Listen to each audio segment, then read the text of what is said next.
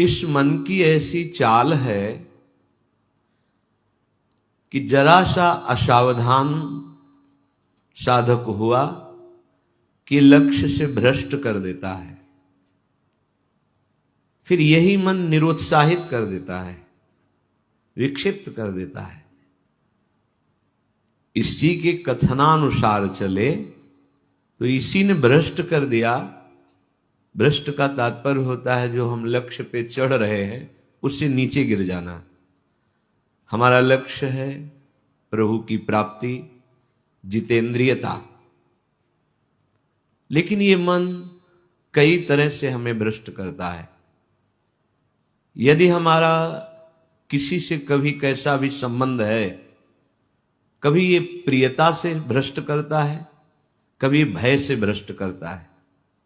सामने वाला प्रतिकूल न हो जाए, बहुत ये सावधानी की जरूरत है। ये कभी भय करके, कभी प्रियता दिखा करके प्रियालाल से विमुख मार्ग का अनुसरण करता है। फिर ये इतना जलाता है, इसी ने भ्रष्ट किया, इसी ने मार्ग से गिराया, और यही इतना जलाता है कि फिर निरुत्साहित कर देता है, भगवत मार्ग में चलने लायक नहीं रखता है।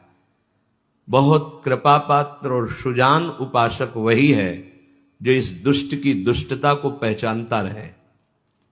बाहर कोई शत्रु नहीं है, बाहर कोई हमारा कुछ नहीं बिगाड़ सकता। हमारा बिगाड़ने के लिए पर्याप्त है हमारा मन। ये मन ही दुर्दशा करे, मन ही इतना नीचता किए हुए है कि हम बार बार शास्त्र की बात सुनते हैं, बार बार सतमार्ग पर चलने का उत्साह बनाते हैं, और ये दुष्ट ऐसी चेष्टा कराएगा, ऐसा संकल्प बनाएगा, फिर गिराकर निरुत्साहित कर देगा। जहां रति कर रहा है मन वहीं लगा देता है। निराश नहीं होना, इसकी चाल को पकड़ो। ये दो प्रकार से फंसाता है, प्रियता और भय से। बहुत मनन की हुई बात है। भयभीत तो होना मत, क्योंकि निश्चय कर लो कि मरना है, इससे ज्यादा भय क्या दे सकता है। हमारी इज्जत श्यामा श्याम है, इससे भी भयभीत मत हो। अगर गलती हो रही है सुधार करो, गलती हो गई है प्रभु अहम त्वाम सर्व पापेभ्यो मोक्षयिष्यामि मा शुचः। आपको कमजोर होने की जरूरत नहीं है, बहुत ध्यान से सुनना। आपको कमजोर होने की जरूरत नहीं है। प्रमाद स्थिति में हमसे गलती हो गई, हम उस गलती को दोबारा ना करें। और ध्यान दीजिए, वो गलती कराने वाला आपका मन है। जब आप आनंदित होंगे, जब आप उत्साहित होंगे, तब ये फंसाएगा। इसकी चाल है। इसीलिए उदासीन अति रही गोसाई। जो उदासीन रहता है उसकी नजर अपने मन पे रहती है, और जरा सी भी उन्मत्तता आई कि फिर मन जो है वो ऐसी जगह फंसाता है। इसलिए बचो। इस दुष्ट की चाल बहुत विचित्र है, और जहां ये पवित्र हो जाता है तो यही भगवत स्वरूप हो जाता है। इसके लिए निश्चय करना पड़ेगा।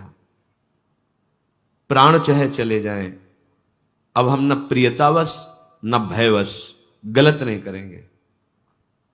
इसे पकड़ो। श्रीपाद प्रबोधानंद जी कह रहे हैं, यदि हम किशोरी जी को प्रसन्न नहीं कर पाए तो हम भारी कष्ट सहते हुए यहां शरीर छोड़ देंगे।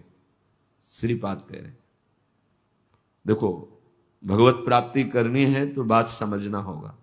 हम ये अंदर की बात कह रहे हैं, बहुत अंदर की पढ़ी हुई बात कर रहे हैं, यहां के रजिस्टर की पढ़ी हुई बात कर रहे हैं।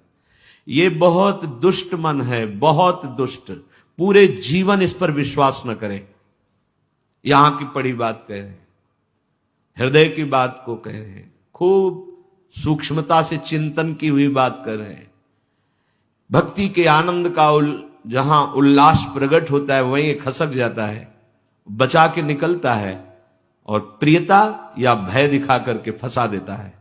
मत भयभीत होना, इससे बिगाड़ तुझे जो कुछ बिगाड़ना है। जो कुछ अब हो, अब गलत नहीं करेंगे, भयभीत मत होना। और प्रियता तो है ही नहीं, कौन प्यार करता है? प्रियता तो है ही नहीं। ये केवल प्रियता का भाव दिखाकर हमें परम प्रिय प्रियाजू से बिलक करना चाहता है। इतने बड़े महापुरुष जो ब्रह्मबोध संपन्न है, बहुत बड़ी स्थिति होती है ब्रह्मबोध, कोई साधारण बात नहीं है। वो जब इस प्रेम रस मार्ग का रसास्वादन वृंदावन रस का हुआ तो वो उनको थोड़ी जरूरत रह गई अब प्रेम की। ये हमारे लिए श्लोक लिखा हुआ है। महापुरुष जन जो अपने अनुभव वर्णन करते हैं वो हमारे लिए वर्णन करते हैं। कह रहे श्री राधिके त्वम यदि न प्रसीदे, यदि मैं आपको प्रसन्न नहीं कर पाया इस जीवन में, तो कह रहे हैं आप बहुत कष्ट सहते हुए पीड़ित चित्त के द्वारा मैं अपना देहावसान कर दूंगा, देह छोड़ दूंगा, पर आपसे विपरीत आचरण नहीं करूंगा। बस यहां रुकना होगा, यहां पकड़ो, यहां बैठा लो हृदय में बात। इतना बहिर्मुख हो चुका है उपासक कि वो पकड़ ही नहीं पाता है अपने अंदर की कमी को।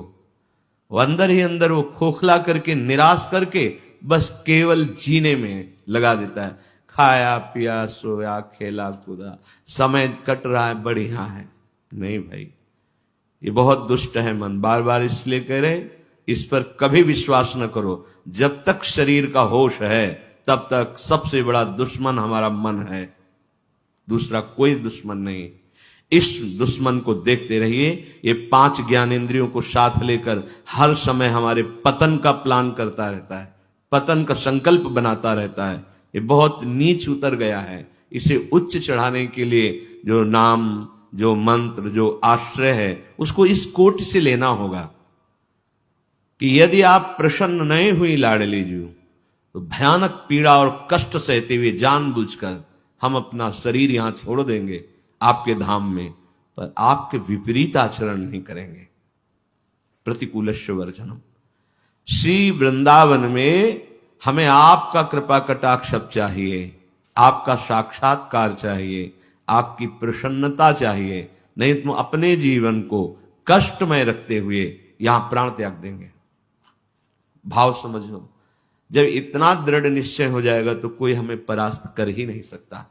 ये हमारा मन ही हमको परास्त करता है। एक बार नहीं, लाखों बार इसको देखा है। जहां भक्ति का आनंद उल्लसित हुआ ताए निकल पड़ा, क्योंकि देख रहा है असावधान है, इस समय ये आनंदित है, असावधान है, और वो कहीं प्रियता या भय दिखाकर फंसा देता है। अब वो जो आनंद था वो गुप्त हो जाता है। जो एक उल्लास बड़ा था, फिर वो निराशा, फिर हताश। अच्छा उपासक है तो उसको लगने लगता है क्या करूं, जीवन नष्ट कर दूं, ऐसा लगने लगता है, क्योंकि वो लक्ष्य की तरफ बढ़ना चाहता है और मन उसको फुसला करके ऐसे गिरा देता है कि वो निराश होकर देखता है अब क्या करूं, अब कहां जाऊं। पहली बात, निराश नहीं होना है। जिस समय आपकी भक्ति का आनंद उल्लास से युक्त हो, उस समय आपको उदासीन होने की जरूरत है, प्रसन्न होने की नहीं जरूरत है।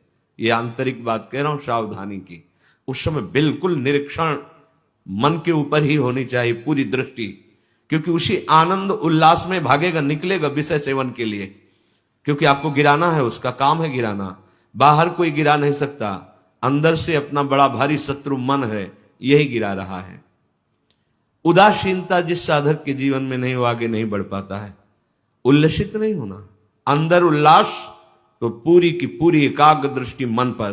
कहीं हमारा मन उल्लास में के छिद्र से भागकर कहीं फंसाने तो नहीं जा रहा है। हमने देखा है इसको 2 तरह से फंसाता है, एक प्रियता और एक भय। भय मान सम्मान